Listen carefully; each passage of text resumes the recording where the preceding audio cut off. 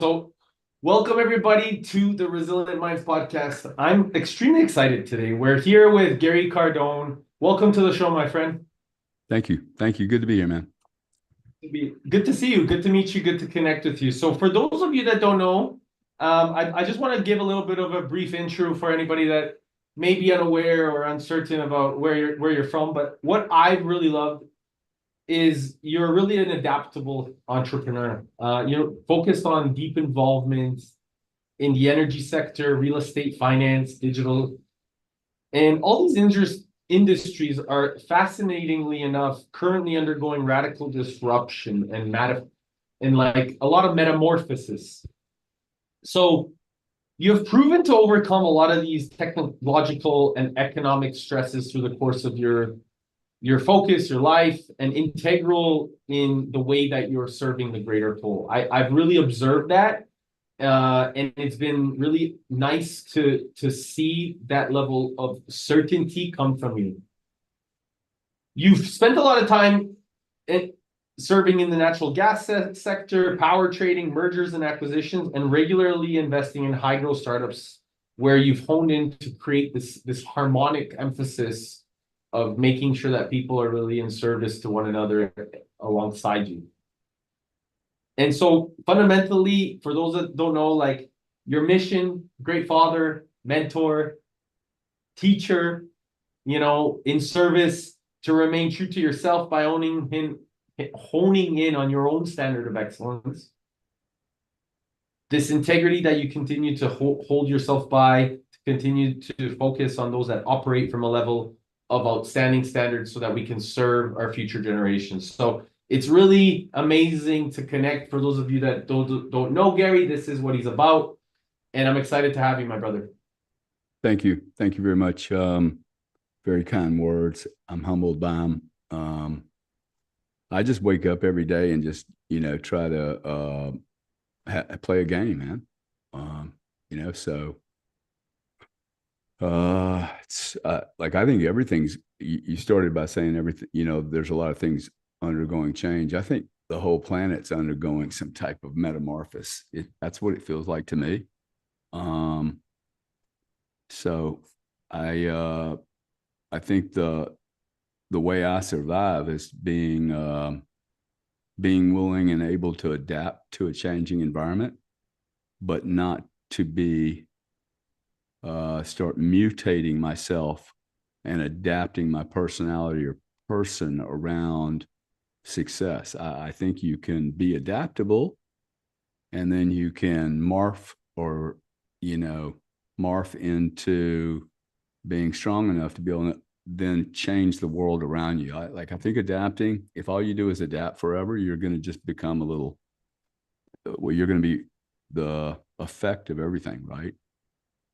So the cool environment is to be able to like go into an environment and start to have it adapt around you. That's ultimate ability, So that's the goal, and as long as I don't lose myself in doing that, that's the hard part, right? Not losing yourself in it. And my experience is people lose themselves in failures, and they lose themselves in success, and they're literally the other side of the same coin. Somebody was telling me that I said, I got upset about somebody saying something online. You know how these people do, right? And then I realized when I said it, I said, hey, if I get upset by somebody saying something online, it has the same power and the same impact as if somebody says something nice to me and I get excited. I shouldn't get excited or upset. They're both just whatever, right? So it's kind of interesting. Like the older I get and the more businesses I've been in and the more people I meet, which is really the beauty behind being in a bunch of different industries. I have met some really, really awesome people and a very eclectic group. And probably by doing that, I've actually become, I think, a really good communicator, and a really good communicator in very, very tense situations, which 30 years ago, I would have been the one causing the tense situation.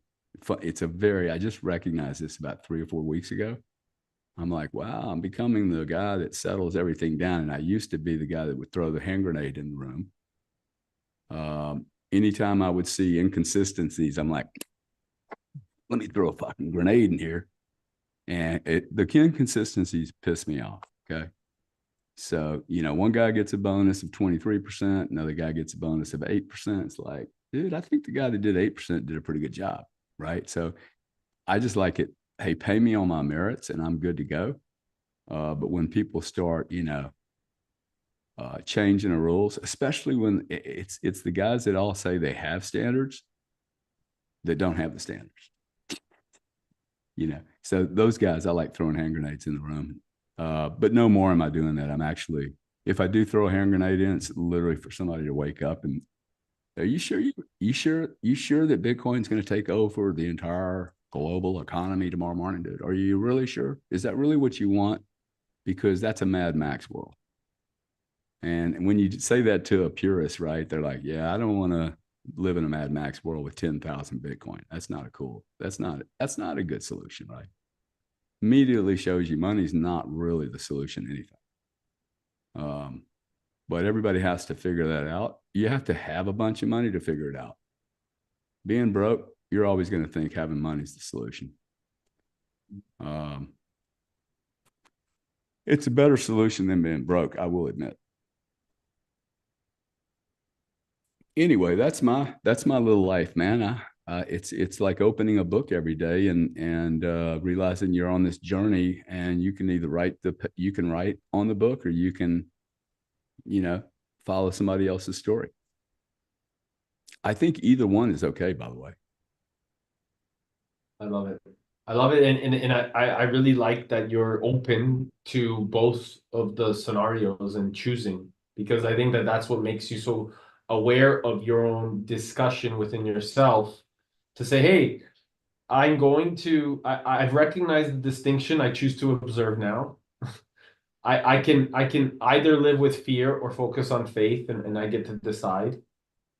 And communicating with that internal self, you are willing to be an observer of the room now versus the one that just like, hey, this is what I got to do. So I'd love to go about, your emphasis about those that are talking, not doing, because I do see a lot of that in kind of the experience of our lives, and something that I've noticed extremely prevalent when I was growing up is there was a lot of these inactions in terms of our integrities.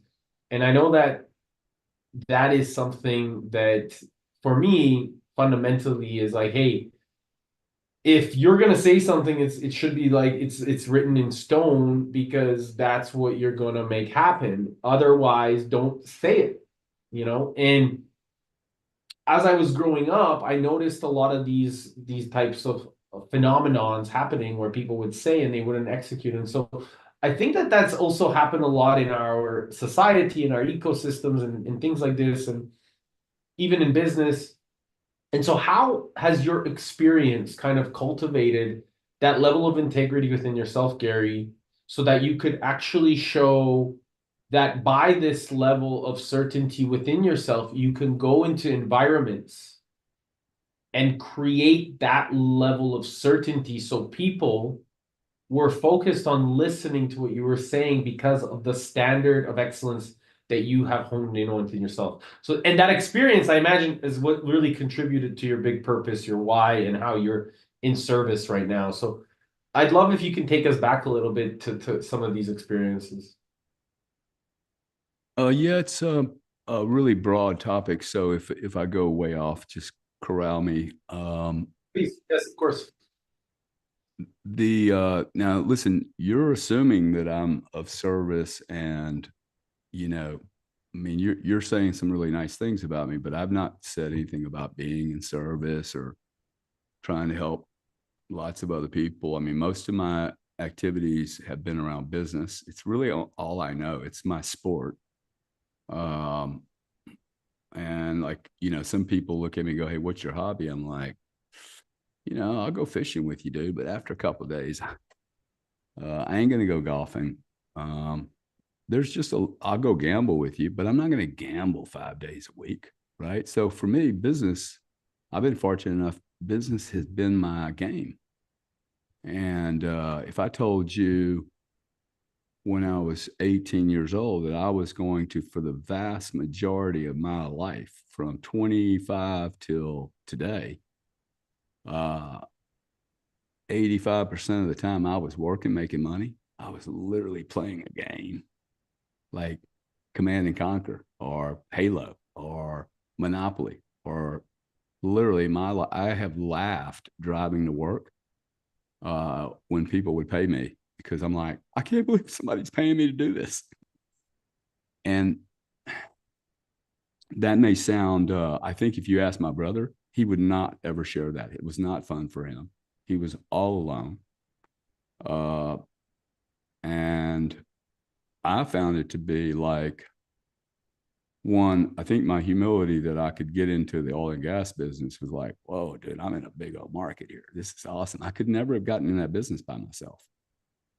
The markets I've been in are really large. I mean, they're, you know, um, you got to be willing to hang out with some serious players and play by their rules because all these industries have their own set of rules, they have their clubs. And the consistent thing for me was I found something to do that really was in alignment with my personality, which is I've always had a bit of a chip on my shoulder about people that were given an advantage and they couldn't really clock it, you know? And I was like, wow, somebody gave me an advantage, man. I'd kill it. And I think that maybe made me work harder or better than other people. I've never met anybody except when I met Donald Trump, and I will say this with all like severe honesty.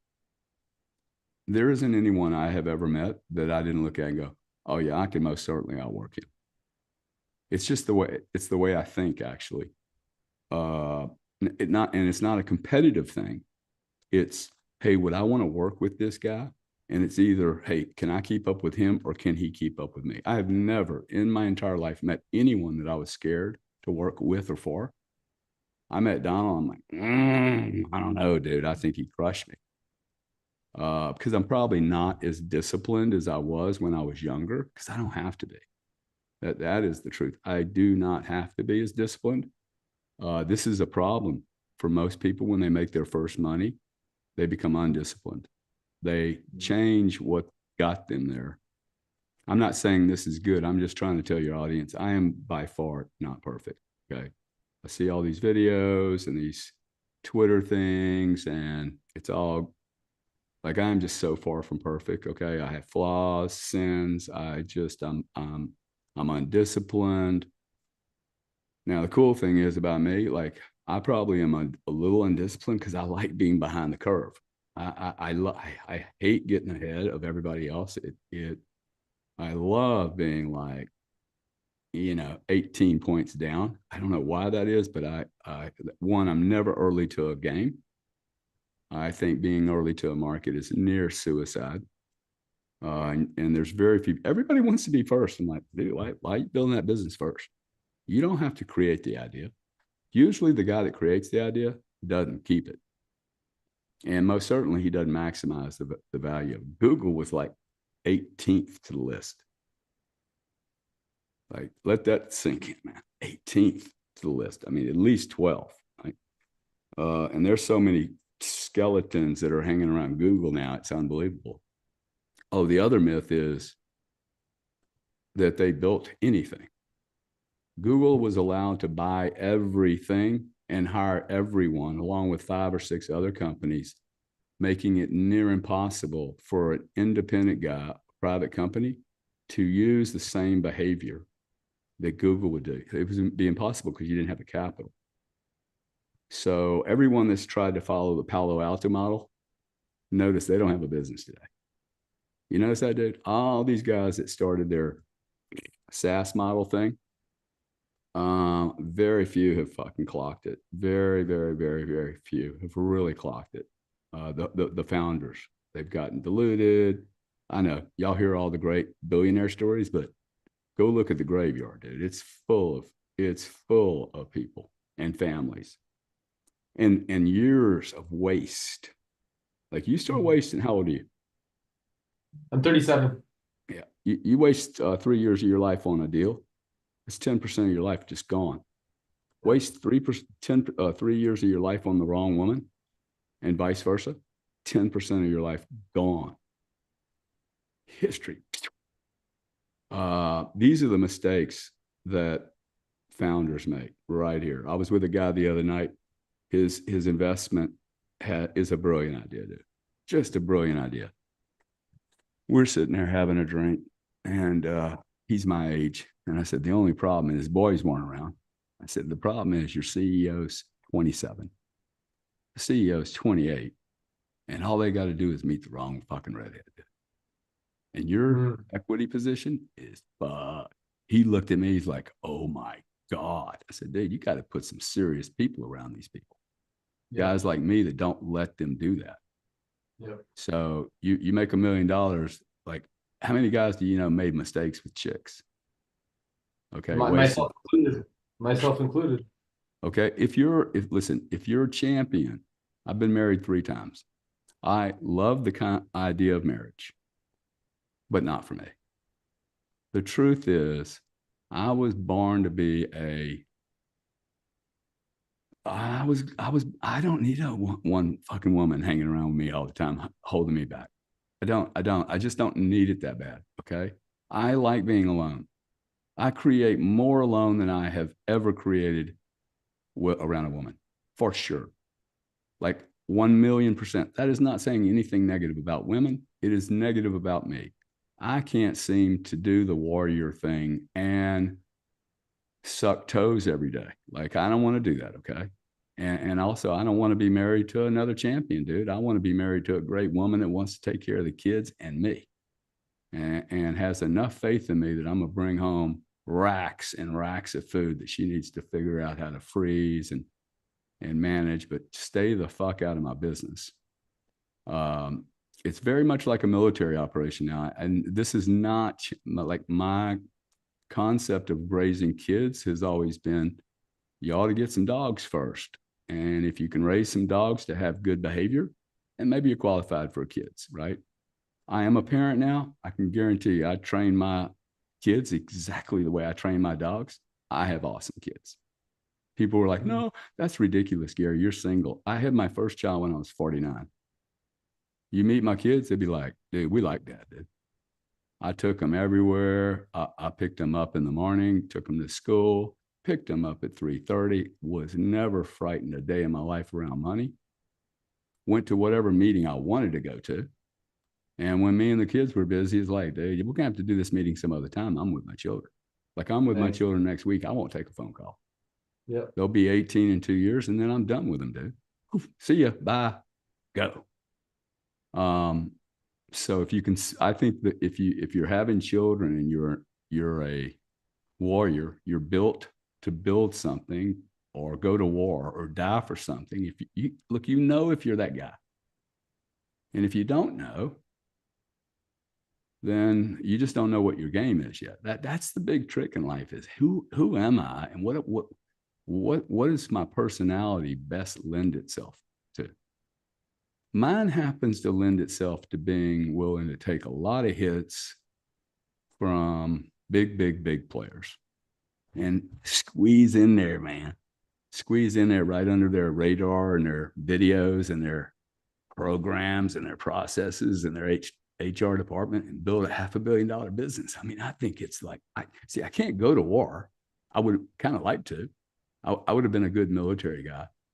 So I played this game in business that basically simulates either great success or bankruptcy. It's a war game for me, usually, and that really keeps me on my toes. Remember, I told you I can be a little undisciplined. So the more intense the game is, literally do all kind of life hacks with myself because I know what I know, I'm willing to admit some of my deficiencies. So I put tremendous stress on myself. For instance, Grant and I have this little trick. We keep very little money in the bank. I mean, if you saw how much money in the bank I have right now, you'd be like, whoa, dude, you run tight. Yeah, because one, the money's not doing anything in the bank. And two, if I have a big old bunch of zeros back there, I might just go on holiday for a year, you know? And Gary's not really that productive when he's on holiday for a year. Having said that, I did take 8 years off and do nothing once, and that was good for me, but it was too long. 8 years was too long. What did So you yeah, discover in the 8 years? What did you discover in the 8 years off in yourself? well, the big deal was I was 39. I was in London. I was making a lot of money. I was running. I mean, I'm from Lake Charles, Louisiana, dude. Like, I ended up in London, 600 people, $1 billion asset that I bought over a lunch table. It's my second business in London. The first one we made 120 million pounds sterling in 2 years with 8 people. Then those 8 people were acquired from, I'm 32, 34 years old at the time. Those 10 people in the book was acquired from British Gas for another 120. And they had the audacity to look at my boss and say, hey, if your boy wants to stay, we want everybody but him. He's crazy. We don't need him in our company, but he can play in our sandbox. Me and my boss couldn't believe it. I just cost this company $3 billion, and they're going to let me play in their sandbox. The hubris of these big legacy companies is staggering. Okay, just imagine a bunch of Brits. They got chauffeur, little gloved car, got drivers, and their meals are brought in. They have tea breaks, and they meet me with his accent, walking around in jeans and boots, and in the 90s in central London, talking about transforming the entire European energy market into a day market. They thought I was crazy, man. Today, by the way, the entire European sector, the UK, and all of the continental Europe trades on a 1/2 hour to 1 day market. The most efficient energy markets in the world, dude. And just show it and I was very instrumental in doing that. I'm not doing this. What I'm trying to explain to people is for a guy like me to end up in London working with the energy minister to completely reform and transform the energy markets. That says that one human being can do a lot more than people think. One good leader with a good, consistent message. I saw a pitch from a business today from 3 founders. I was like, dude, I'd sell the fuck out of this stock based on what you just sold me. I own half the company. It's just the way they pitch it. They pitch it wrong. I'm like, dude, we're doing a lot more than what you're saying. I have an addressable market that's probably $100 billion a year, like every year in fees and services. And that's the way this deal needs to be pitched, not what we're doing. Okay. Like there's getting ready to be 24 billion 1099s created in January from digital assets. Who's going to process all this stuff, dude? And that's the first year. So I got off track with what your question was because you got me going back No, I 20, love 30 it. years. I love it, bro. It's like so much wisdom came through you. So it's not off track. It's actually profound and very important. And I just want to really acknowledge that because you're talking a lot of the things that you have taken a lot of responsibility for in really curating freedom and discovering these lessons within yourself so that now you have honed in and continuously focused on the acquisition, at least that's what I'm hearing, the acquisition of really bringing a lot of these ideas together and harmonizing them instead of, like you said, focusing on needing to create the ideas. Everything is there and available to us. We just got to put it together. And so I really want to acknowledge the fact that you have taken the time, because I do believe that the mistakes are lessons. I mean, for me, they've been, you know, at least They are I've if you chosen. look at them. Yeah, yeah, yeah. So this has given me a lot of gifts of taking that personality or our personal reality and really honing in to that fundamental responsibility of saying, how can I choose to be real as fuck or take my ability to respond? Because at the end of the day, my distinctive this decision on everything that I choose to do is mine. Uh I don't need to worry about the external world. I can create the certainty from the internal understanding. So I'm noticing that by you being in business, you've taken that role of recognizing that the game is yours to discover and create. And there's a lot of magic in that, man, because a lot of people, most in fact, choose to let the external uh, kind of conduct their way or manage their way of living. And so, with regards to being in the oil and gas and natural and gas and power trading, how has that been a discovery of what you see now as an opportunity for reforming the energy sector or the market? Do you see as that being an opportunity right now in today's market? Um, yeah, and we could go down that rabbit hole, but I think your audience would appreciate something different because the whole transformation of what's going to happen on the macro market on energy. I mean, we'd be here for 2 or 3 hours, but something that's really important because you asked me a question. Hey, how did you decide to, what did you do for 8 years? What's important is why did I leave? Right? Why did I go? Hey, I've been here since I was 22 years old. I'm 40 or something. I'm making $7 million a year.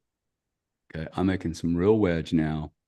I live in a 7 acre property out in Hampshire on the river. I fly fish every day in my backyard with 4 big dogs. I got a river keeper, dude. I got a driver. I'm flying on helicopters. I'm 35, man. Dealing with some of the biggest companies in the world, putting on positions that were colossal. One phone Mhm. call. Hey, you want to do 400 megawatts for 5 years? I mean, that's a multi-billion-dollar transaction. Call Enron Beautiful. because I know they're sharp. Hey, I want to buy some more energy from you to ruin their book. I mean, the games that were played. That industry gave me a tremendous foundation on, I think, everything. It's a monster monopoly game. And once I understood the logistics and learned how to learn about an industry, I realized that after 12 years, I started being bored. I'd been in the UK 10, and I'm like, hey, I'm making $7 million a year. I've got 3 telephones. I just lost another marriage, which is cool. It wasn't about the business. It was about me and her, not about, I shouldn't have gotten married. I mean, just ever. And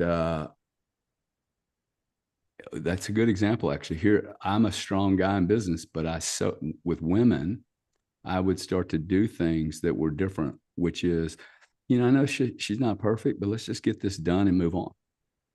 Like I would never fucking do that in a business deal, ever. But I changed my. By the way, in marriage, which I could have a whole conversation about, I've never had a failed business, and the reason I say that because I always apply the exact same principles to these businesses. Um, why didn't I apply the exact same principle to marriage? I never did any of the mission goals, Great accomplishments, question. metrics. I just treated it completely different. So I'm taking full blame for that. I'm not saying that in order to be successful, you can't be married. I don't believe that. So I don't want to leave you with that message. I Go wasn't ahead. taking it as that either, because I Yeah. think that, yeah, 100%, you're focusing, where your strengths are, and that's important. And I also want to acknowledge the fact that, where do you find, maybe I think this is a great question, is to ask yourself, where do you find that within yourself, or within the feminine nature within yourself, that maybe are things capable of being done different, or could have they been done different in business or not? I don't Yeah, know. I don't know about, I mean, maybe I just go by, do an arrangement with somebody. Um, Yeah. just having, probably been cheaper and better quality. Um, but my point was, I'm sitting in the back of a car. I'm 38, 39. I'm like, I'm not really having any fun. Why am I here? Now, when I say fun, I'm like, I was like having headaches. Now, the business basically now runs me. We're doing 6 billion a year, 600 people. I'm like, fuck this, dude. I don't like this. Why am I staying? I called my boss up and said, dude, I'm gonna give you 6 months. I sold all my stock that afternoon. 100% of my stock. I had never sold a drop. Okay. Called him, said, look, you got 6 months. I want to roll. I want to come back home. I'm done. I've got a divorce going on. And following my heart, I watched the stock of this company in 6 months go from $60 to 75 cents. And I got out. I was like, whoa. I would spend the next 8 years studying myself, writing, two religions, and bounced around, read, took some time off, man. I met a man when I was 34 years old who was the CEO of British Gas. He was about 42 years old, and he had just left, just come back into England. He was a Yank, and he would run British Gas. This is the premier job in the country. And he had just taken off 7 years sailing. I'm like, wow, nobody told me that about that career in school. What they told me was become economics major, become a blah, blah, blah, blah, and then go to work for the man forever and ever. Get on. I was like, bro, that one human being, okay. Now I'm the second human being that has literally left business at 42, said the only reason I'm here is because it's scary to walk away from $7 million. It's just terrifying. You just do not do that, right? And then I realized this is a form of handcuffs, man. I'm fucking out of here. Okay. Because I Wow. will Wow. not become a slave to anything. Wow. Okay. I would rather become a slave to marijuana, quite frankly, than a business because I can get off of marijuana. It's or whatever, right? So I came here, hung out, didn't do anything, met the wrong woman, built a $500 million business, then had wasted 10 years of my life, but built another business in the payment industry. Within 2 years, I was bored of that, tried to exit that for 5 years, man. Now I'm just exiting it right now. Now, all of these sound like really difficult times. Okay. I've made a lot of money in all these deals. So, but notice what I'm talking about. I'm talking about my enjoyment and my time. And this is all the way back to 40. This is 35 years old. This isn't just yesterday I woke up and went, tick tock, clock's working. Now that's very serious to me. It's the clock is much more valuable to me today than it was 40 years ago. But what it's taught me, Eric, is that like I can pretty much traverse any industry using good communication, and now I know how to study an industry. Uh, I've been studying this particular industry for 3 years. I can hold my own with anyone now. And like I hang around with some really deep. I mean, some of the people have been around 13 years in Bitcoin. Yeah, they have $30 Bitcoin. I have not met anybody. Now, there's a lot of technical stuff I don't know, but I have never known the technical stuff and have zero interest in knowing it my entire career. I've been to one oil platform in my whole life. Okay. And I've traded more energy than anyone you're ever going to meet, unless you go meet John Arnold, Greg Whaley, or a couple more guys. Like literally, I've traded billions and billions and billions of dollars of energy. Never been to an oil platform, never been to a utility, don't care. Because I'm able to look at a map, I'm able to look at a macro picture and understand how to put all these pieces together because of my education in energy, quite frankly. So the platform for your audience, whether they're 18 or 62, I think people underestimate picking the right platform to go work for. People get out of school and they go, okay, I need a job. That is stupid. Okay, first off, going to school, I don't even know why you're going to school, much less take debt to go to school. Your parents should call me or you or somebody that's got some really good stats and say, hey, I'll pay you. A guy from Dubai called me the other day, said, hey, my dad wants me to go to college. I said, how much is it going to cost you? $450. I said, I'll train you in less than a year for 100. Well, 100 grand, dude. Doesn't even have to leave Dubai, okay? 100 grand, by the time he's 19, he will understand M&A, cash flows, how to do a pitch, how to find out more about your client than he finds out about you or your competitors. None of these skills are taught in school. I don't care how fucking smart you are, how many MBAs you have. You still have to learn. I get an MBA to call me once a week, dude. Hey, can you help me? I'm like, why the fuck are you calling me, man? You're the MBA, dude. Why are you calling me? I had 3 phone calls last week to go run businesses in the Bitcoin industry. I'm like, what's wrong with you guys? I don't know anything about Bitcoin. Not really. So, I think so this is 4 industries now. One guy with a marketing and economics background, barely a C. I probably paid for that C, actually, if I'm honest. I got an account. I would never give a teacher money, but I found out one of my teachers was single, and that I knew I could handle. I introduced my accounting teacher to one of my girlfriends in Beaumont. She was a little older than me, so it was a perfect fit, so to speak. And I think I got my C.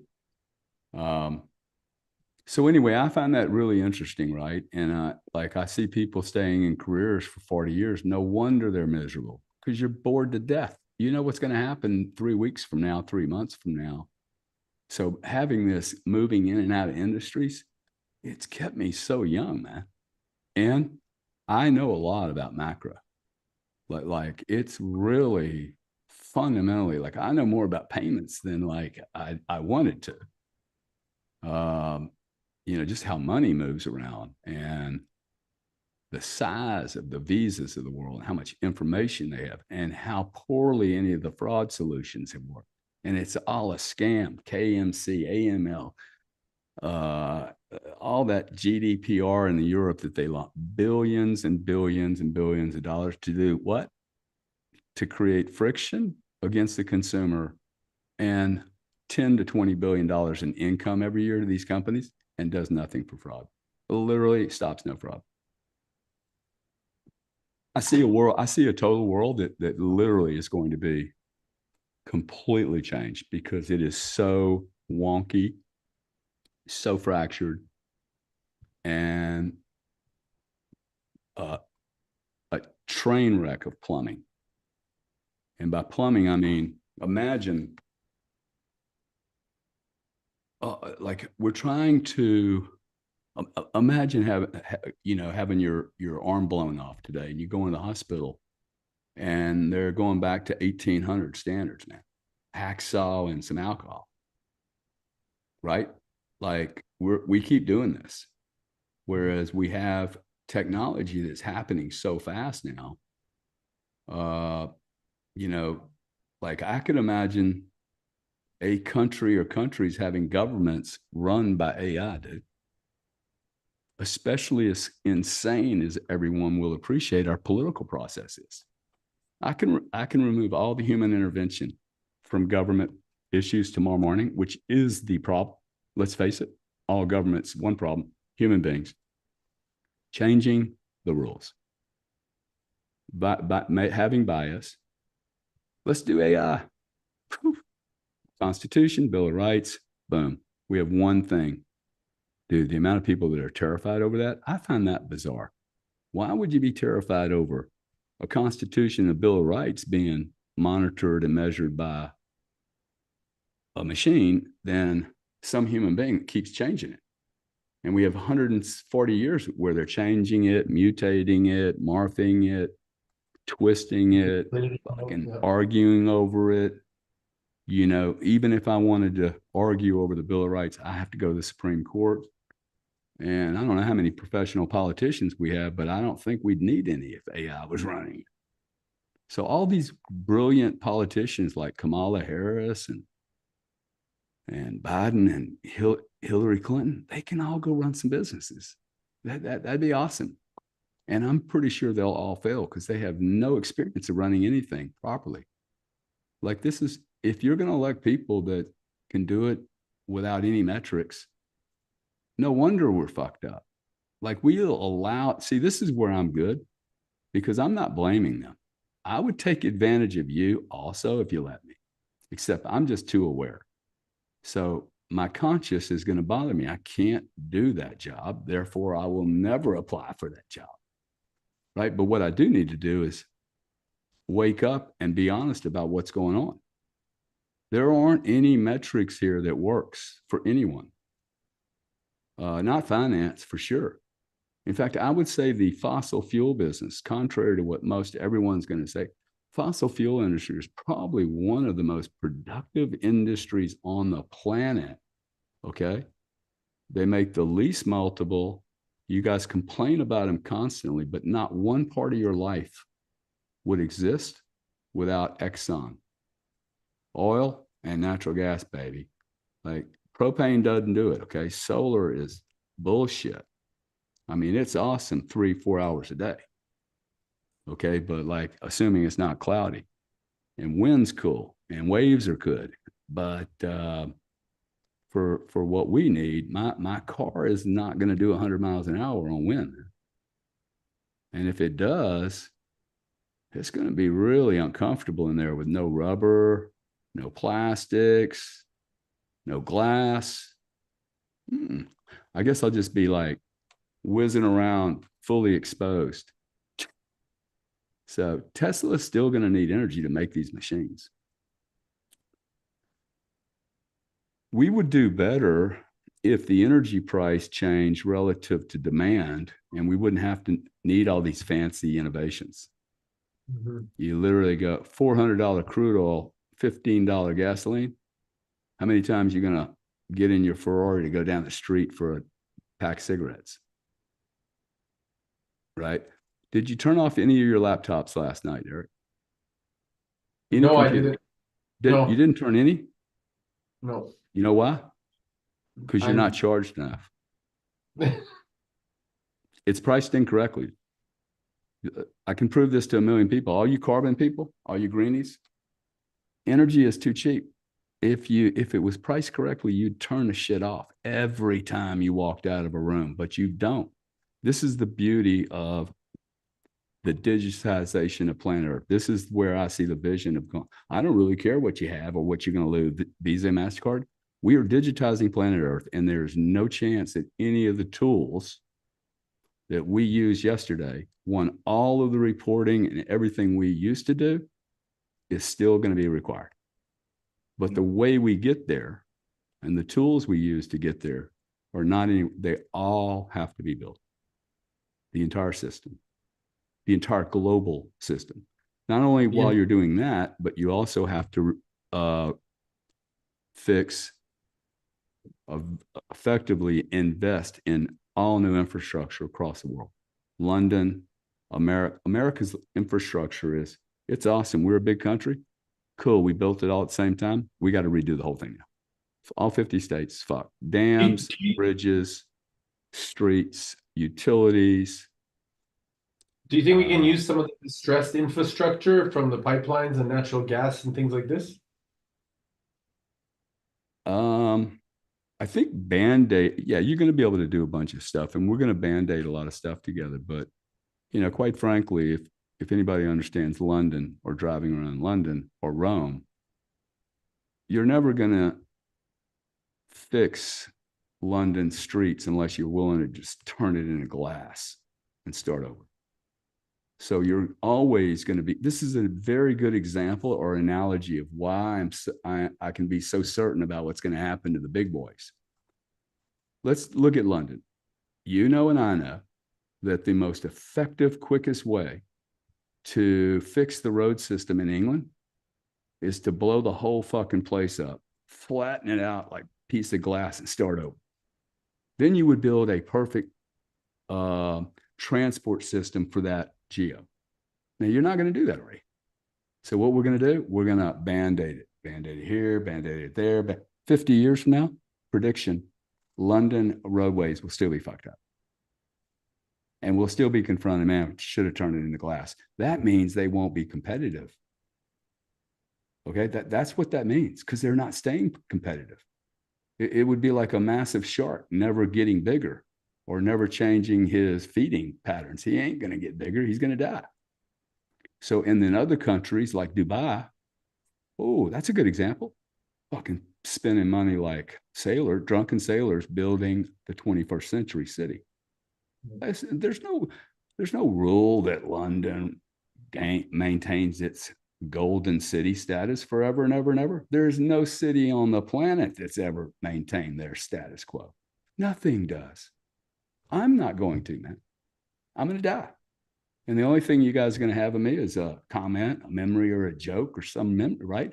So if I know that I'm going to expire if I don't change, why can't whole industries go through a collapse? Which, by the way, we have history that shows they have gone through total collapse, and we're still all around. Oh, wow. So we just have a lot of inertia built up from the past. If you believe in, to me, it's a very simple way to look at it. We are digitizing planet Earth. Okay, what does that mean? There's going to be a time when the critical assimilation or accumulation of automobiles riding on software is, we meet critical mass where Gary Cardone can't drive his car anymore. You guys do understand that there will come a time when it's all digital. You can't do, well, we're going to measure water with analog, and then we're going to do electricity with metering. Or we're going to release 98% of the cars are going to be automated, but Gary's going to be able to do whatever the fuck he wants on the roads. And I will, by the way, if you let me. Right? So I become the variable that needs to be controlled, which is good, because if you understand the way traffic flows, we have so much energy on this planet, but we waste everything.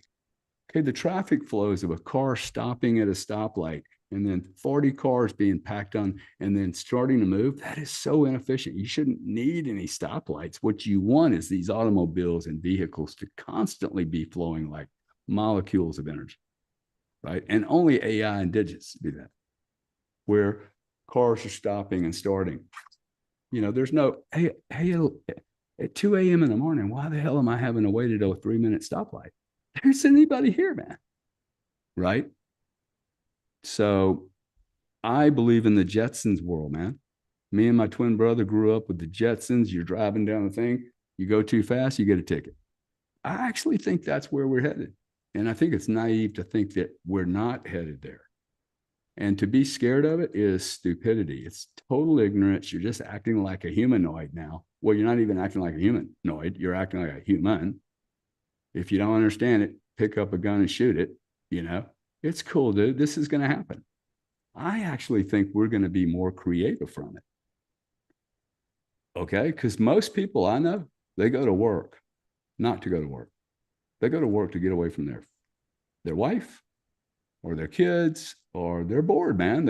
I don't want to be with somebody 24/7. I need a purpose. The problem is most people that go to work do not have a purpose for being there that's aligned with the work. They're there because they don't want to be anywhere else, or they're there because they don't want to be somewhere else, right? And like, I just don't do that. Like, I do these spaces. I've learned so much in the last 6 months to a year on these spaces. There are people that join my spaces, will ask for a mic and speak. And then I'm like, hey, look, I'm really having a hard time hearing you. Oh, well, I'm at work right now. And I'm like, well, get the fuck off the phone, dude. Like, I am so offended by that. And if the person that's going to hear this, it's a lady. The person that's going to hear this will be mad at me, but like, you are stealing from your employer, period. Listen to the recording. It's not cool. That's not cool. Okay. So that person should just stop working and stealing from her employer and build the spaces and figure out how to make $4,000 a month if that's what she really wants to do. That's not cool, guys. Okay, watching Facebook and Twitter and me or you while you're working, unless like it's your business to do that. You know, you and I might watch people like this because it's our business, but it's stealing. Okay, it's literally stealing. And you're never going to become great at either one of those roles, man. Okay. Oh, by the way, we can barely hear you. So it's nobody's winning from this bullshit. Okay. You know why? Because it's half minded. It's this don't take too much risk. Diversify yourself, Eric. You know, going all in on one thing can really get you broke. Really, it can get you broke. It can. But the only way you're going to get super rich is full on consolidation, concentration, all in bets. It's this bullshit about diversity. It ought to be sold like this. You diversify when you become scared and fearful of the decision you're getting ready to make. Period. Or you no longer want to play the game and you just want to have part of an index fund and you want to get on your BA flight, get in first class and brag about sitting in first class, which has got as many germs as third class. You still got to wait in all the TSA lines. What you should have done is said, shit, I'm a fucking fly private every day and I'm not touching any germs and I've got a game and I'm happy. To me, that's what people out of school, if we just in the school system, just got everybody to a point of, hey, this is the field I want to do. Hell, I'd be okay actually if the schools graduated people when they're 18 and they had a list of shit they don't want to do. That would What do be you think awesome. shift? What do you think Make a needs to list of shift? shit you don't want to do. Yeah, That's so the what do first you thing think? you do right out of school, dude. Right on. Yeah, so really Oh, taking that certainly. shift. No, don't apologize. What do you think needs to shift when we are willing to really build, like you said, this digital focus and this infrastructure for the future? How can we take this creative opportunity for our children and our future generations to really stay in that space of creativity? Because that's what I believe we actually all come here with, that creative outlet of focus, of passion, of purpose, and then we're conditioned to actually get into this waste or stranded energy because of school and a lot of these things that take us to what society oftentimes makes us, where maybe like Sally and Joe that are listening right now at work and wasting their employer's time because they're like wanting to discover that passion. Maybe they want to be part of the future of the digitization. Maybe they help us create the infrastructure. So like, what do you think can shift for some of these people that, for most people, brother, that have gone down this rabbit hole of doing what most of society is doing versus the ones that, are willing to kind of break free and be creative? What's the shift that can happen? What are your perspectives? Well, I think the shifts can be massive. The problem is getting over the inertia of all your training. Yeah. Look, first off, the parents, if your parents have not been successful, and by successful, I mean being able to, what is success? Like it would be cool if high school would actually say, hey, what the F is that? Right. Do you have a definition that you like for success? For me, it's faith, family, and really being able to discover that wealth within yourself, because then you can create the certainty in any environment. So success is that happiness, that joy, that family, that community, and then as a result, you can actually change every environment because it's about that certainty within yourself. So that, to me, that's success, because then you have a really great relationship with yourself, and then you can see that wisdom in each person that you meet. Yeah. Um, yeah. Now, and how do you define happy? You use that word happy. So joyful, so Are you willing, happy? so will Are you happy? absolutely. Are you, Was I in the past or am I now? are you now? Absolutely. Every Okay. day, the moment that I am awake and breathing, to me, that's a moment of grace and joy. So as a result of actually being above ground, and knowing that I get to experience this game, this experience of life, this devotion to really moving with absolute conviction and certainty, it then gives me absolute space of grace, because then you get to see, from my perspective, the solutions in everything. You know, all of the opportunities are everywhere. However, it is in that happiness, from my perspective, that you get to see. It doesn't mean that I don't get angry. It's that I actually just recognize the anger, and then I choose to funnel that into some sort of a solution because of the ability to see the happiness and the joy. Yeah. See, I can't say that I'm a Mr. Happy guy. I've just never been that. Um, but I can have fun.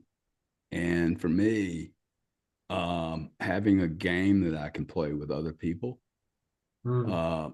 When I was 5 or 6 or 7 years old, must have been 6, I stepped up to a baseball plate. It was the second, no, the ninth inning. We were under. There was 2 kids on base, and dude, I was last bat, and I wasn't a great sports guy. But when I stepped up to that plate, I remember still to this day touching that plate with that bat, man. I mean, literally, okay. Like if you look in my eyes, this is such a real deal for me. I remember touching that plate, looking around, seeing the little, probably only 40 people in the audience, but it felt like 400. Smell of popcorn, the snow cone, man. Mick Grant was over there. There's red sand. And see, this is why people like me, because I tell a little story. Everybody like, they're in it.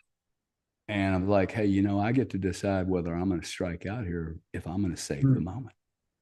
And I was like, oh, the adrenaline that hit me when I was like, dude, I can save this team.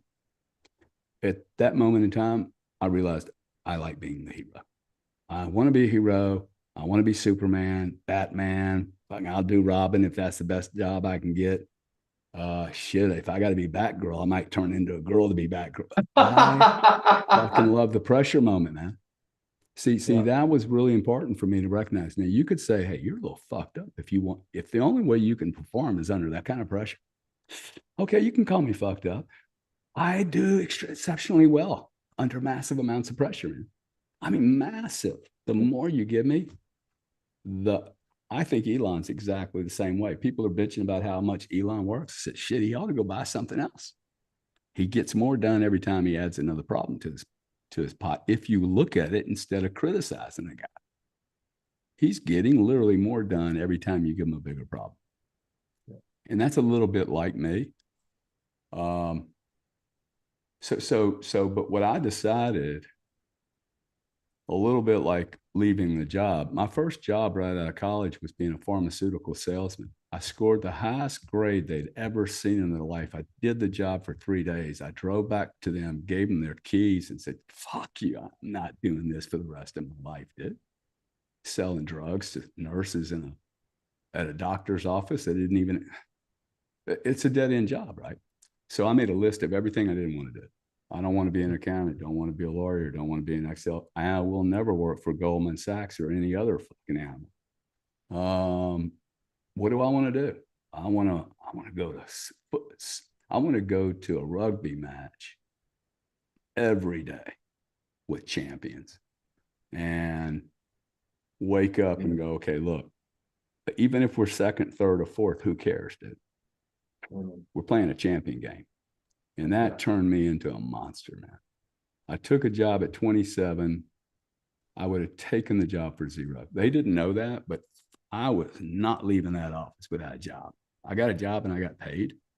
They were probably embarrassed to even offer me zero, right? And I was laughed at for 15 years after that. People going, well, you're stupid. They're still working, dude, in the same bloody industry, same job, and it's cool. But when you see them calling me now 20 years later going, dude, what are you doing in Bitcoin? And then I walk them through it. They're like, oh my God, dude. What? Rugby with champions. How are you always like, I'm like, dude, I keep my ears open. Yeah. Okay. And Like if you're observant, my greatest skill is observing what the heck's going on and putting the pieces together. And there is a lot going on. So I've been very, very fortunate. I will say that. I don't know what it is that my mom or dad did to me and my brother to make it so weird.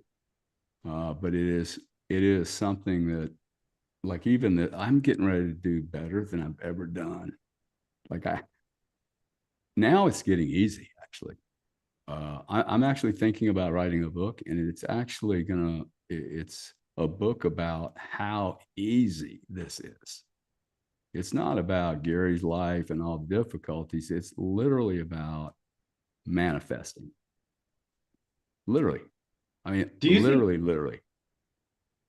do you think that it was because of the support that your parents gave you and Grant? I don't know what the relationship with there has, but I imagine, like, for me, and I'll speak for myself, is the level of relationship that I have with my mom and dad and the support that they've been able to cultivate, for me was really something that gave me a lot of like ability to go out there and find my brothers and sisters that are willing to play at this rugby match with champions.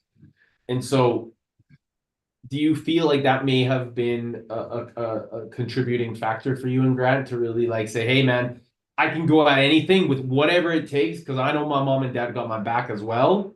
And is that something that, like, like, because it's amazing to have that. Like it feels so certain, right?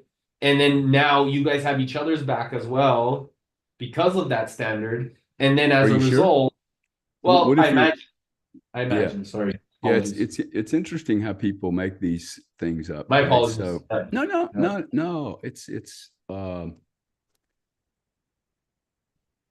Grant and I, or it's a very weird story. I mean, we really should probably cooperatively write a book because I don't even know if we could do it because we're such strong characters. Uh, I mean, he'd probably be okay if 70% of the book was about him. But no, I'm just kidding. The My dad died when I was 7. I'm sorry to Um, my and condolences. he was probably ill while Grant and I were 5. I remember fishing with him once, watching him have a heart attack once in a car, and then I remember remember him hitting me and Grant because we stole some snow cone juice from the priest. He was right to hit us. He beat us with a fucking belt, and that was very normal, by the way. And I deserved every damn beating I got.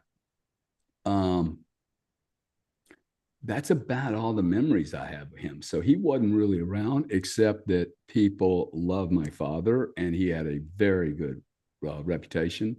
And the rule in the family was do not fuck this name up, whatever you do. That was the core. The message was whoever they was. See, this is when you immediately know you're not part of the club. They can take anything from you except your name. So I'm 6 years old. Go, oh, who's they? Okay. But I could keep my name. That's been very, very important to me Yeah. throughout. I have a rule. I don't really care if you like me or not. If you respect me, that is all I can ask. If you don't like me or think I'm wrong, love for you to trade against me because I need a trading counterparty. I'm so happy for you to look at me and go, I want to sell you $57,000 Bitcoin. Bring it, big boy. I can be friends with you, even if you're against my position. Not a problem at all. Um, so my mom was around. She set good example. She wasn't whoring around. I mean, the one time she went out on a date, me and my brother probably got close to assassinating the guy. Poor guy didn't have a chance. And but at the age of 20 years old, I left it. Like I would tell everybody, as soon as you can leave home, leave home. I don't care if you got a twin brother. I had identical twin brother. We didn't not do anything. I needed to get the fuck away from him. I'm not Grant. I am myself, man. So imagine being 18 and you don't have a twin brother. You're like, oh, I'm going to hang out with mom. No, dude, you need to get away from mom. Mom doesn't know anything. Mom knows nothing about living in the big world. unless you're a military brat and you've got a general dad who's flown you all over the world, very few people have enough experiences. So I got out, dude. My life changed because I had to up my game or I was going to go to prison. It was one of the other. And a guy like me, you need to engage deeply, right? The rules, process, and everybody in front of me is better spoken, better spreadsheets, better everything. That's when I do really well. Um, and I went and asked some people for some advice. Hey, this is who I am. What the heck would you do? So today, the cool thing is you don't have to go in that structured environment. In fact, there is no structured environment anymore when you're leaving school. And that must be frightening people, but with AI and there's just so much going on that if you keep your eyes open and you're thirsty for a fun challenge. See, I was just on the phone 3 hours ago with a friend of mine from Europe. He's like, hey man, you want to go? He's pitching me this really cool deal. And he said, or we could wait a year and a half and let them fuck it all up and then just scrape them off the street. And I'm like, let's do that, dude. I like that trade. Okay. Let's just this is the kind of people you're going against. Okay. Me and another guy, he's probably got 1,000 Bitcoin at $30. We're sitting here having a conversation this morning. By the way, these people came to me through Bitcoin. I've met so many unbelievable people in the last 3 years. I am in the smack dab in the center of the Bitcoin world. No one will disagree with that anymore.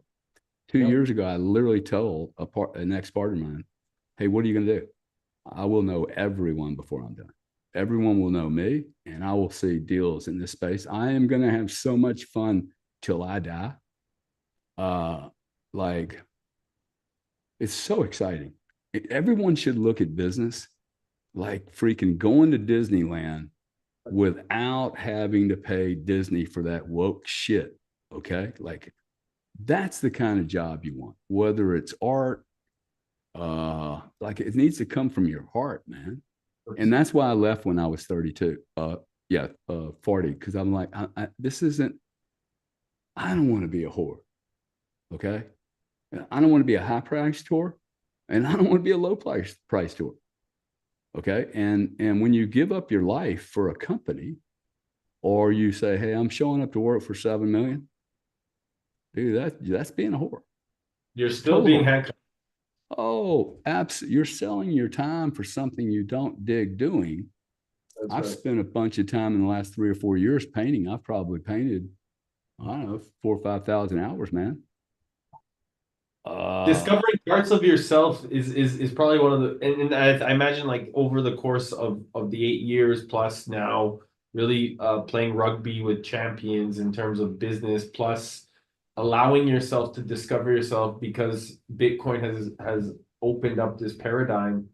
Let me know what your thoughts are by the opportunity of bringing us together as a community so that we can play more of us as champions in the Bitcoin space by not only the infrastructure but also the changing instead of hodling or holding on for dear life to these to really create an economic exchange or a medium of exchange so that we can really start to play more in this space with one another versus the in the past where people were really holding on for all of this. And I think that creates, like you said, the hoarding mentality where it's scarce versus the abundant mentality where we can actually create even more together. This is a champion kind of mindset, I would say.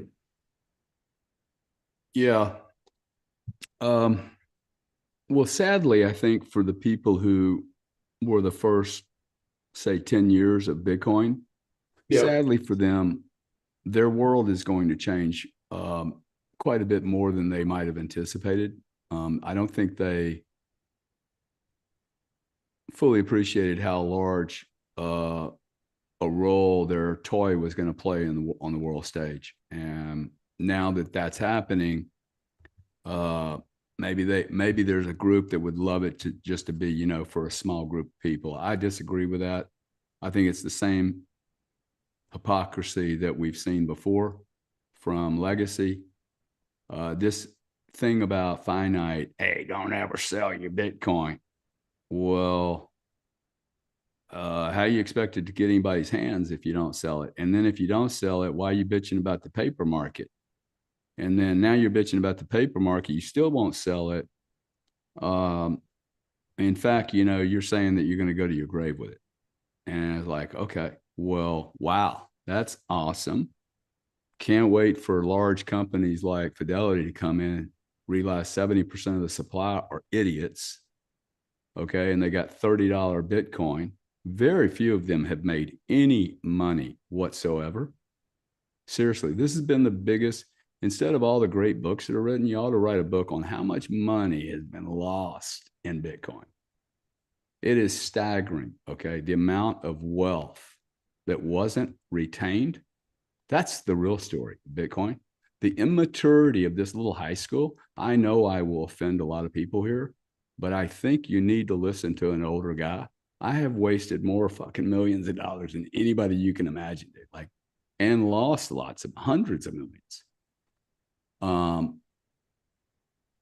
This market, treating it like everybody can't get in. There's just so many inconsistencies. Bitcoin's for everyone. Well, Fidelity shouldn't be able to buy it. Well, that means the super rich can't buy it, dude. Like, oh, we don't want the super rich in. Oh, okay. Well, guess what? The sovereigns are going to now mine the Bitcoin. They're going to control the mining hash rate. Yeah, well, 48% of all the coal in the world is managed by 10 companies.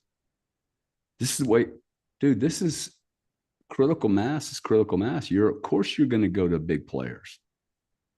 So, and all this like everybody's evil. I don't think everybody's evil. Bitcoin needs to get into the corporate structure and it will compete. It will compete with other things. And as you learn more about Bitcoin, at least as you see it perform, it becomes very, very compelling as to how it's doing relative to everything else. It literally removes the veil. Literally is probably a heavy statement, but it removes the veil of all the Ponzi shit that goes around with fiat. And you start looking at it going, hey, why is an apple 82 cents, man? When did that happen? Or, wow, that McDonald's a large French fry at McDonald's has about 50 or 60 French fry sticks in it. $4.25, man. If I advertise 1 penny per fry, how many people would buy them? Right? $4.25 for 50. Dude, that's 10 cents a French fry, right? That is massive inflation. Most people do not understand what inflation is because nobody taught it to them in school, dude. No one's teaching anyone about these definitions, including many Bitcoiners, by the way. Okay. Like we can help so many people. I was on a space last night and I heard they are going to kill us. They're going to do this. I'm like, sir, who are they? No answer. No answer. Well, everything he said before then with no answer, he basically got removed from the stage, right? Because the audience is going, you're a fucking whack job, dude. Now, I can say there's a lot of issues going on, but I got to quit saying they, whoever they is, because it just creates pandemonium and fear. I'm not worried about these people. Yeah. We are, I have the benefit of having been in these industries undergoing tremendous stress, either regulatory stress or technology stress, right? Regulators change the rules, creates a whole new set of domino effects, or technology changes pricing in such a way that, Amazon almost clocked Walmart. Guess what I think is getting ready to happen, dude? I think Walmart and Amazon are going to get clocked because of decentralization.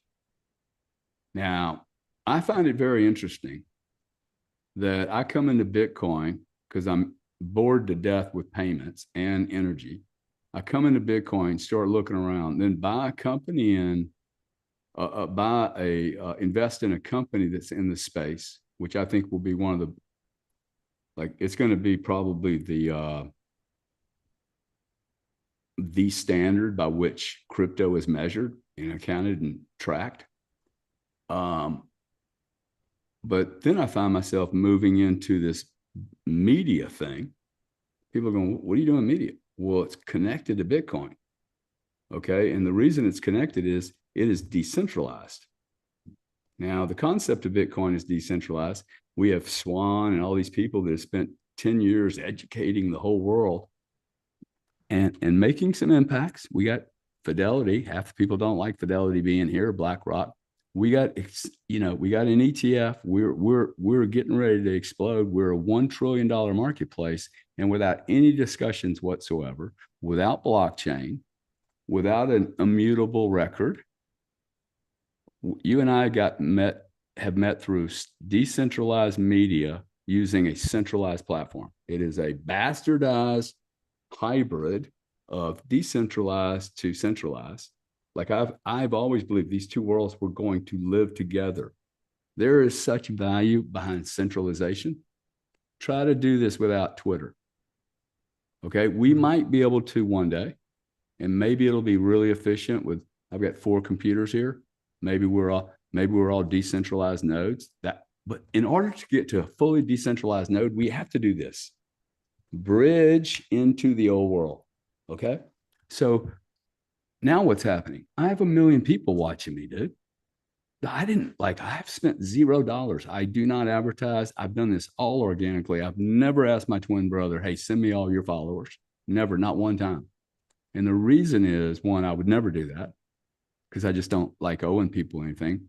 But 2, I wanted to see, hey, organically, what is the world needing? And then all of a sudden people start popping up on, because I watched it for 6 months. See, this is where my mind is very curious. I literally sat on Twitter for 6 months. I have never done any of this before 1 year ago. Never used a camera. Don't like it. Like, I actually don't like this. I'm doing it because something in me doesn't like it so much. I'm like, okay, I really need to do this and get over it.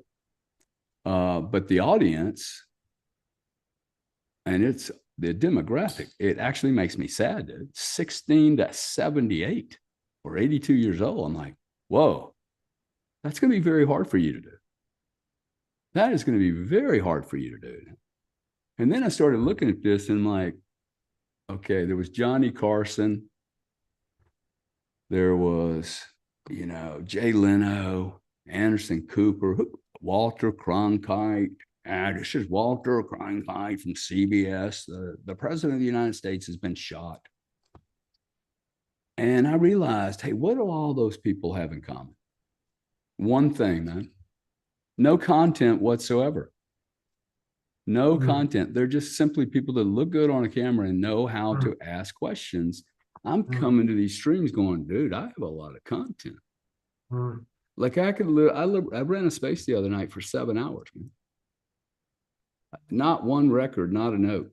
Now I'm not talking the whole time, but that I can have a conversation with 1,000 people in a room for 7 hours. There were 7,000 hours of that to me. And we're talking about, I cannot frown on that, dude.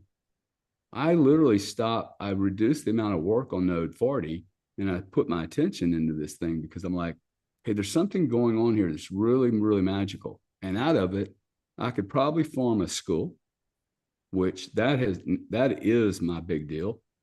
It's really, you want to see passion. Okay. I want to fuck the entire school system up in the United States. I got tired of hearing myself criticize how bad schooling was. And I'm like, maybe I need to do something about it. So I see this happening. And all of a sudden I'm in touch with senators and congressmen. Then I realized, oh my God, Bitcoin is going to also pull me into the political world. So I was really kind of comfortable 3 years ago, dude, not doing anything. 15,000 square foot house with 2 dogs. I walk around, hang out, smoke a cigarette, watch the news. And now I'm working like 16 hours a day on media. Nobody knows what I'm doing. On payment, still doing some stuff on payment. I'm looking at mining business in crypto. I can't buy enough Bitcoin, and I'm doing a bunch of political stuff and education stuff that's literally all wrapped in one package. And that all came from me just being curious. So if you decide what you don't want to do, it becomes really easy for me. Then all I'm ever looking at is this. They put those things on the horses for a reason. Notice they rarely do it when they're just clippity clop, but when they go really fast. So being really focused, and that is really hard for most people to do, especially young guys in the crypto world. Glittery objects everywhere. Other people saying, "Oh, look at me, I made 30 million. Okay, hey, I got token land," right? Well, look at their P&L and their balance sheet. I think a lot of these guys didn't make as much as they say they did. So Well, it's a very interesting opportunity in time, man. I think. I think that's the thing is that we're really focused on the Bitcoin world, and the crypto world gets to do their thing. You know what I mean? And that's why we're so focused, bro. I'm really excited to go deeper into this and really talk about some of the nuances off camera. But like, uh, bro, I want to really be conscious of your time and energy and space as well. And before we go, or anything else that we want to add, I'd love to get clear if anyone wants to kind of find out more about what you're doing at Node 40, what you're up to, how they can really connect. What's the best way to reach out to you to find out more information about all the magic that you're creating, bro?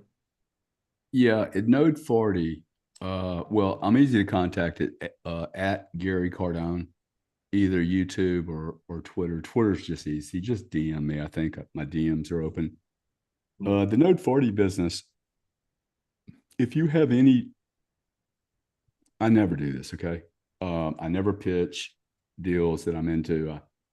One, I'm raising money for this company right now. I think it total raise will be 12 to 15 million dollars. I'll build a $500 million business on that. I don't need more money than that. I've never needed more money than that. I don't know what these people need 200 million for.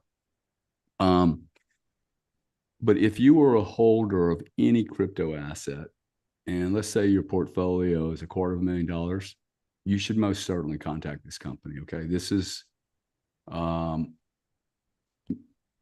if you believe you're going to hold Bitcoin and you believe it's going to appreciate in value, one, I think you'll probably be wrong about the appreciation. You'll probably appreciate more than you think it's going to.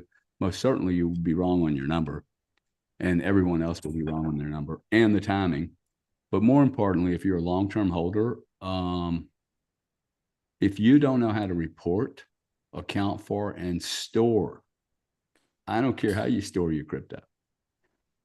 I don't care about self-custody. I irritate a lot of people. If you don't self-custody your reporting, it doesn't matter if you keep your Bitcoin because the government's going to take it away from you. I am not seeing anyone with sizable positions until very recently wake up and realize there are 36,000 tax enforcement authorities being hired right now, $50 billion Congress and I think $36 billion expansion for the U.S. Treasury Department. No one's paid taxes on crypto except when it comes to lost tax harvesting. There's a 350-page Treasury document that was sent out July the 9th, and they're fucking serious. January the 1st, 2025, it is in the IRS code.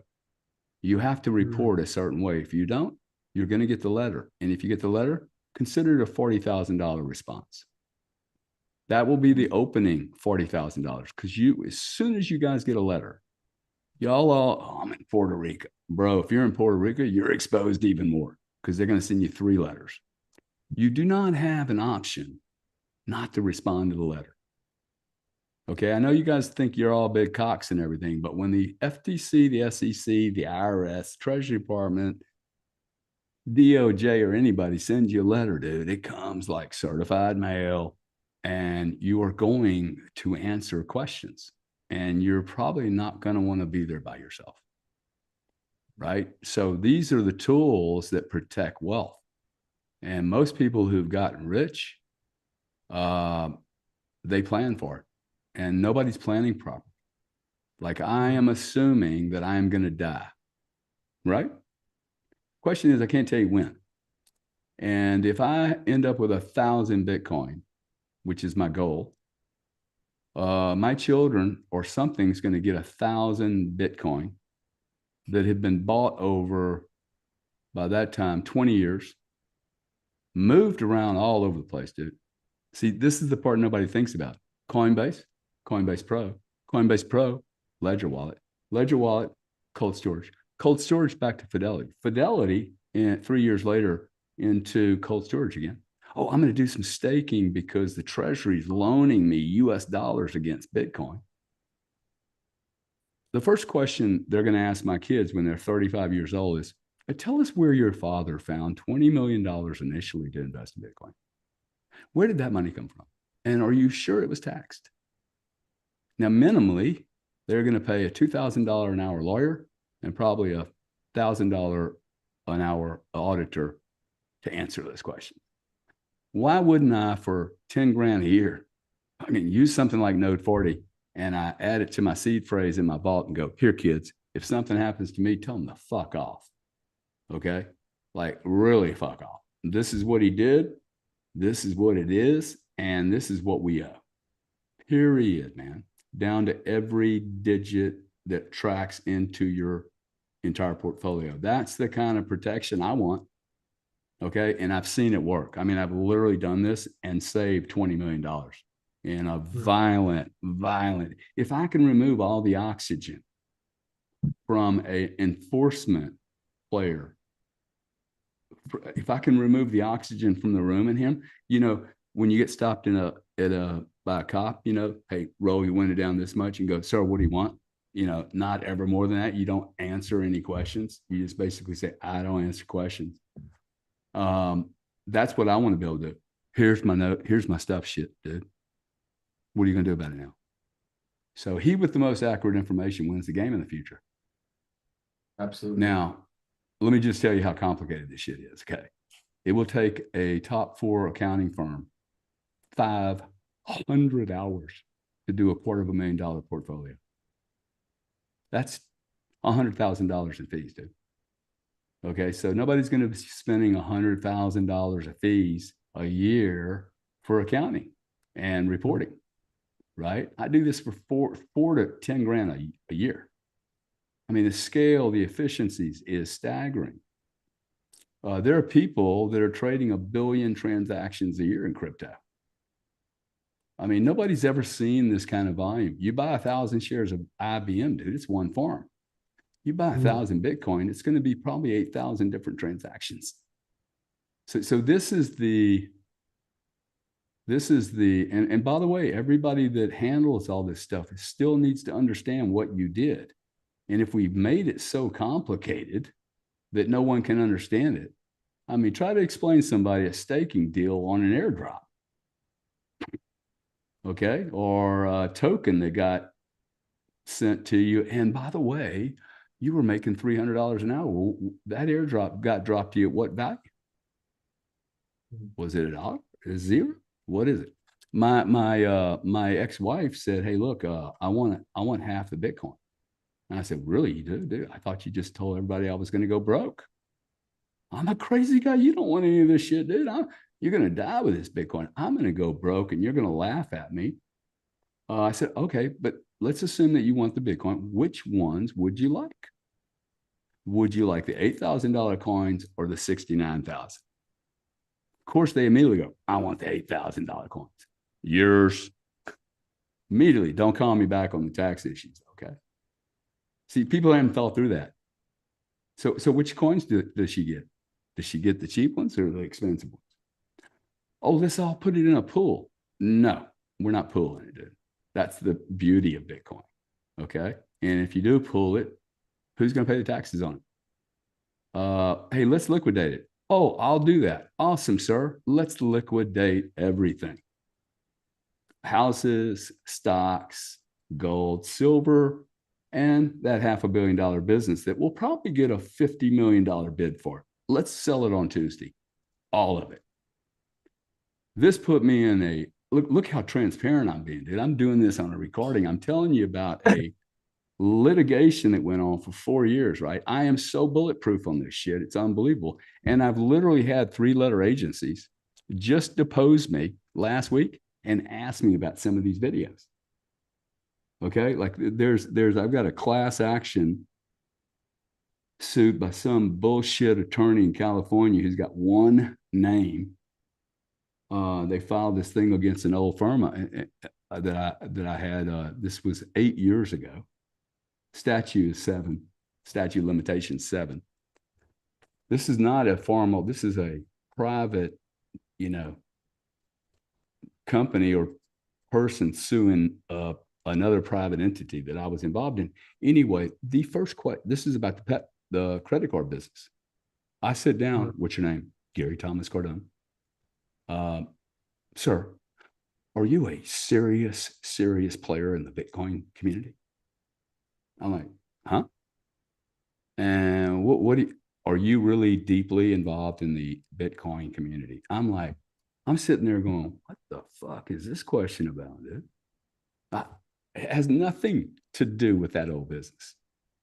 And she then plays a video. She said, are you an opinion leader in the Bitcoin community? I'm like, well, ma'am, what does deeply mean? I mean, this is the first meeting. I'm like, what? I didn't know deeply had a legal term. I literally just looked at it and went, hey, that has nothing to do with this case. And I refused to answer any of the questions related to it. It's like, has nothing to do. You're trying to make me appear like I'm a bad guy because it's Bitcoin. Anyway, that will cost me that day probably $50,000, man. Right. So people, if you've never really built businesses and never had any of these issues, when you get big, people start targeting you. If you're in Bitcoin, dude, you have a target. I promise you. Okay. I know stuff y'all don't know. I promise you it's coming. And if you've done something illegal 5 years ago, I'd get my shit together. Like I would get some really good lawyers because they know who you are. They know everything now. Once the Binance and Coinbase thing happened, dude, it's game over. So this is going to be a great, and by the way, I think that's awesome. Get the criminals out of the way because this will be a great business when real business people come in here. It will be predictable and more stable. The reason it is the way it is because you got a bunch of amateurs came in here and actually fucked it up for a lot of people. Now, for me, I think they fucked it up for themselves and I'm benefiting from it. Because if you can build a $1.1 trillion market and have the worst marketing, the worst education, and the worst promotional program in the history of mankind, which is about 4 or 5 different messages all at one time, right? Like you gotta be self-custody, otherwise you're an evil man and you're just looking for price to go up and this coin's a shit coin and that coin's I think all of that's benefited me because this should already be a $3 trillion business, $3 trillion industry. If I would have been in the marketing department, this motherfucker would be $3 trillion right now. And I think this is where you come back to that component of saying, hey, we didn't have to build it. We're just going to make it, we're going to expand and amplify it with the level of intelligence where we're at. I don't have to build anything. I think we're building Node 40, but our time is right. Right. I mean, when you're building these, the cool thing about Bitcoin, your timing might be wrong, but you just got to wait 3 years. Mm-hmm. When you're building a business, your timing could be off by 7 years. You can build a great business. You can do everything right, and then the PE multiples get crushed, and you can't sell it. Mm-hmm. So when you're building, and I mean, to me, Bitcoin is this really remarkable private equity opportunity. So many people say, I want to run my own business. Go buy some Bitcoin, man. Yeah. No, I want to run my own business. Dude, a Popeye's fried chicken franchise costs $3 million. Yeah. Okay. And you got to pay every year your membership fee, and you got to clean the windows, make sure the grease is gone, make sure the black, white trash kids that work there, no offense to the blacks or the white, but it's just they're like They're being sucked into that maze, no education. Then you wonder why, people are stealing from you. You got clients that give you bad credit cards. Why you want all that headache? And you have no idea when you're going to get out, right? And you're going to get lawsuits from consumers because you're doing the consumer thing. I can just do Bitcoin. No human error risk whatsoever. In fact, the more humans fuck up, the more the price goes up. It's really hilarious, right? And I never get any employees to call me and go, I can't show up at work, or the windows need cleaning, or I need to do insurance, or wow, somebody broke the window. Most people are not situated to build their own business. Okay, guys, there's only so many generals on this planet, and that's just the facts, right? There's an 80-20 rule. I think that's a total lie by double. It's more like 90-10, and it's always been 90-10. 90% of the people are going to have most of the bullshit, and there's going to be 5 to 10% of the people that create. And it's because they're choosing to create, man. Like you guys can create. There's like, you just got stuck. Most people get stuck leaving school, going, taking a job. Your first job is so important. Most people go into jobs and they literally, if you just sat there and asked them, hey, do you want to do this for the rest of your life? They would say, absolutely not. And then they go there for $10 an hour, dude. And they still do it because there's so much fear instead of believing in themselves oftentimes. Well, and look, but they live in a whole ecosphere of miseducation. Their Right. parents are part to blame. Their parents need to kick their ass out of the house, man. You're killing these children, okay? Let them go, dude.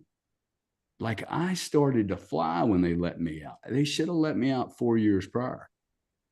Look, I have a 15-year-old daughter and a 17-year-old. 17-year-old is very bright. She wants to be a veterinarian. I really wish she didn't want to, but that's what she wants. So she's going to go to vet school. My other one, much brighter than the first one, but doesn't act like it. She's like me. Oh, I'm just dumb and lazy. Like I'm wild. I'm going to go listen to the music today. I'm not going to be disciplined. The other one, highly disciplined. I will pay the other one. I will pay the 17-year-old, 16-year-old, 15-year-old when she leaves high school, the exact same money that I pay for the veterinarian school, and she can do whatever she wants. Go travel. That's my deal. Hey, go travel for 2 or 3 years, dude. I think that's the best school, bro. Like you go around the world and She you gets to learn decide whether she blows it or not, man. But like I think that's the best thing that you get to learn is from different cultures, people.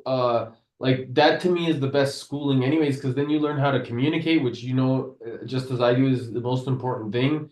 And fundamentally, it allows you to connect to a greater sense of community, and you realize, hey, you actually can count on people. You can look after each other, and you can support each other, and you can take care of one another, and work together to find common solutions. And bro, that to me is everything, man. Is that's how we create a society that's based off of abundance versus scarcity and looking after each other and making sure that we're moving as a collaborative effort. I always say, there's this beautiful saying, ego and pride will compete, but spirit and purpose will collaborate. And I find that to me is what allows us to actually create abundance as a whole. And so, bro, I want to ask you one last thing before we go offline, because I'd love to just get a couple minutes with you offline. Is if you had 3 days left to live, what would you do? Hang up with your ass. Your What would I beauty. do? I love it. I'd hang up on you so fast and make your fucking head swim. Bro, 3 days, huh? Well, first thing I would do is I got a few things that are unwound that I need to. One thing I do not want to leave my children with a problem. And I was with Anthony Scaramucci once. He said, "Hey, I got 715 Bitcoin, and my price is 17,002.95. And Gary, do you think we're going to be okay?" Because he knows I'm very heavy. And I looked at him, he's younger than me. And I said, well, Anthony, dude, this is the way I got it figured. Because I never asked my wife what to do. I would never ask my wife or a girl anything about business. Fucking rule number one. You women don't like me? No problem, dude. You'll never get married to me. Like if you were working with me, I might ask you, but I'm not asking my wife or my mommy or my father-in-law, okay, who doesn't know shit about what I do, advice. I'm going to go ask another animal like me about advice. I'm not going to my mommy. So stop asking people that don't know anything. Stop listening to anyone on Facebook, LinkedIn, TrinkDin, LinkedIn, whatever, Rumble, Scrumble, or Dumble. Don't listen to them unless they have something you really want, dude. And it's got to be more than this shit. Okay, there's a lot of snake oil salesmen that talk better than I do. Ask them for their balance sheet, man. Make them show it to you, dude, if they're telling you, okay? I'm not listening to somebody with 2 Bitcoin. Fuck that, okay? Now, if it's 2 Bitcoin and they've gained it over 10 years and they're 20 and they know everything about coding and the only reason, well, actually, I would never listen to anybody with 2 Bitcoin in 10 years, okay? They should already be super rich. If you've been in the space 10 years, you should have fucking clocked it. True. So, and you said something really important about working with teams, and we didn't really focus on that, but do not confuse me with my brother. I have only ever worked in teams. My brother is a solo guy. I love building companies. Okay. Now he's got many companies now and he's built it, but you don't have to do that alone. He's a very unique character. I think he would tell you, oh, wow, like he only started making real money, dude, when he was 52. Real money. I mean, he used to look at me and go, bro, like your life is just, I took off 8 years, dude, just chilling out, looking at shit. And he was having to grind it because he did not go for a big enough market. He'll tell you today, he would never repeat what he did. Okay. What he did was just like you, the guys that are listening here, very similar to us, growing up in a little town. What do? Go get a little job at the local town guy after you spent 4 years studying a CPA you hate, accounting thing you hate. You then go work at the Chevrolet dealership because guess what? There's a recession you didn't plan on in your 4-year journey. You have debt. You have a girlfriend that's, gives you service 3 days a week. So you don't want to leave her. You probably got a little bit of a drinking problem or a drug problem, or you're just undisciplined because you're a party animal from college. And you stay in this little job like, hey, I'm going to be a pharmaceutical salesman. I am not going to be a pharmaceutical salesman for the rest of my life. That's ridiculous. 4 years of education. Like for me, it was like violent. Like I was, fuck it. So I think if people should look at joining a platform, man. Okay, Michael Jordan did not become a superstar by himself. He had to join a team. Amen. Right? And then he made the mistake of trying to be a baseball star. Oops. Dude, stay in your lane, man. That's the message to me. Okay, stay in your lane. I've had so many people, including partners of mine, look at me and go, dude, you walk over more nickels and dimes than anybody I've ever seen. I'm like, well, that's not my job, dude. Like, my job is not to run the street when there's millions and go grab a dime, dude. It's stupid. Why don't you follow me and you pick it up? And hopefully the bus doesn't hit you. But, and a guy from Morgan Stanley once told me that. I'm like, bro, come pick up, dude. It's cool. I don't mind if you pick up all my shit. There's a lot of money there. But, and that's my agenda. Disrupt as much as possible. Don't be efficient. Let some other people come around and go, oh, there's a lot of, it's almost like a big old whale moving through and there's krill everywhere.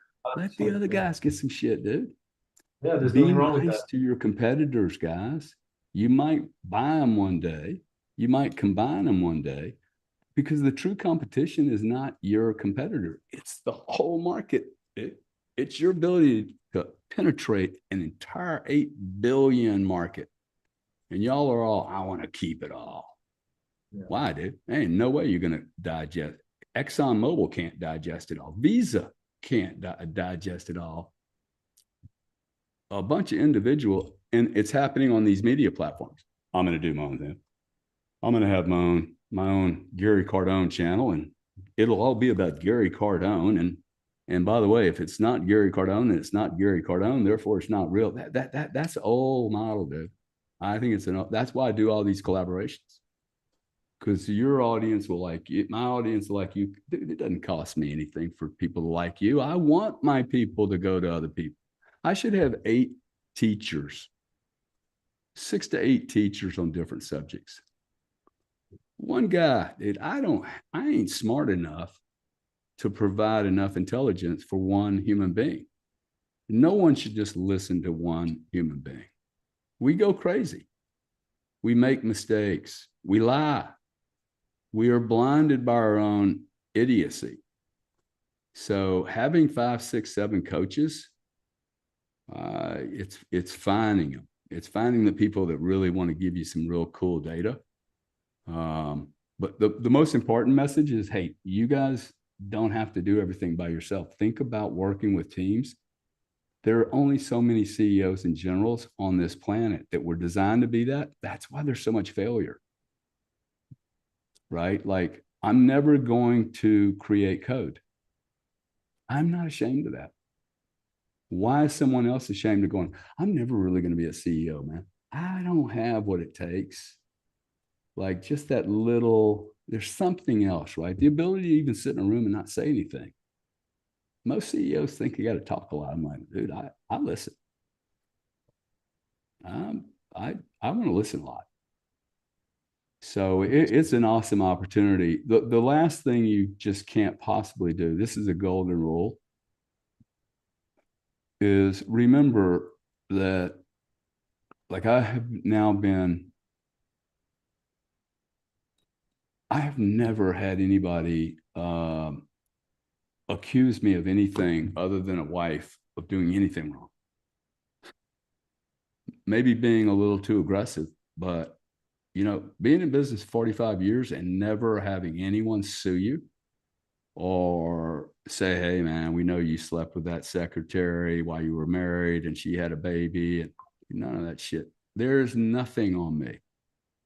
And I'm not saying I'm perfect, not far from it, but there isn't anything in my closet that you hadn't done and that I'm not willing to bring it. Okay, cool. Bring it, man. I masturbate every now and then. Okay. Ooh, I have bowel movements at least twice a day if I'm in health. Like, it's all the same shit. Let's face it. So to me, if you do not lose your respect, you can be an animal, man. But if people go, yeah, but he's always right, or, ooh, he's coming into this market and he's saying that, you might want to listen to him. That for me is hugely valuable, because then, and don't talk about shit you don't know. Like I come on these spaces and I'm like, why is that guy talking, dude? He doesn't know anything. It's okay not to know anything. That's right. Like, you guys don't trash me because I go, I really don't know how that blockchain thing works. I mean, can you walk me through it again? What? I'm an idiot? Like, I don't understand how my Range Rover works either. I drive at 108 miles an hour. Yeah, exactly. I don't have to understand everything. It's overrated. Understanding that understanding human nature. Oh, that's not underrated. Okay. That can never be done well enough. But knowing things about, look, the truth is, we're getting ready to find out most of our math, engineering, physics, and understanding of space is completely wrong. How about that one? We're going to find out 3 years ago. Nothing we believe is right. They're not going to be able to prove the Big Bang. They cannot define gravity. I'm not even sure 1 and 1 is really 2. Like, can you prove it? They're saying it's 3. Well, I don't know. This is what I do know. There's just a shitload of stuff we don't know anything about. Yeah. And when we've covered more space than we have ocean, hey, why haven't anybody gone to the moon again? Like, there's some questions here that are just basic freaking questions, okay? And I'm tired of acting like, Somebody did shoot JF Kennedy, and the same guys tried to do it to Trump the other day. Okay. I had to wake up. This is how blind I am.